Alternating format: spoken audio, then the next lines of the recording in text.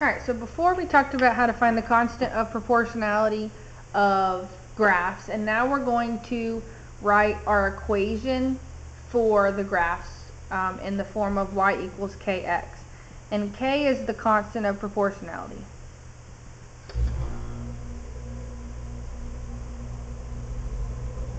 Which is y over x. Okay, the change in y over the change in x. So if we look at our first one, come on, zoom in. There we go. Alright, so if we look at our first question, we have our first point, which is 49 over 7. If we know that k is y over x, my y is 49 and my x is 7, and 49 divided by 7 is 7.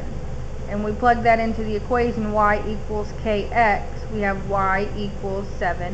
That's how we write our equation. Looking at number 2, we have k is y over x. In this case, y is 64. Again, you can use any of these points. I just use the first one because it's going to be the smallest amount of simplifying for me. And my x is 8. 64 divided by 8 is 8. So my k value is 8. And when I plug into the equation y equals kx, we have y equals 8x as our equation. There's never going to be anything on the end. There's not going to be a plus another number or a minus another number because we always go through 0. And we'll do a couple more examples. Number 3, we need to find again our equation. We know k is the constant of proportionality, which is y over x. My y for this point is 14 and my x is 2. And 14 divided by 2 is 7.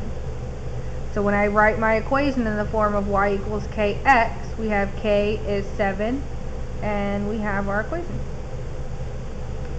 We'll do one more example, and this time I'll use a different point just so you can see that it doesn't matter. We'll use this point this time, the second point. We know k is y over x.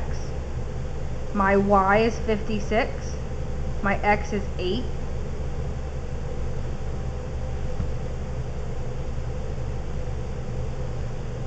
And we simplify 56 to 8 to be 7. And then we plug into our equation y equals kx, and we know our k is 7. So we have our equation of y equals 7x.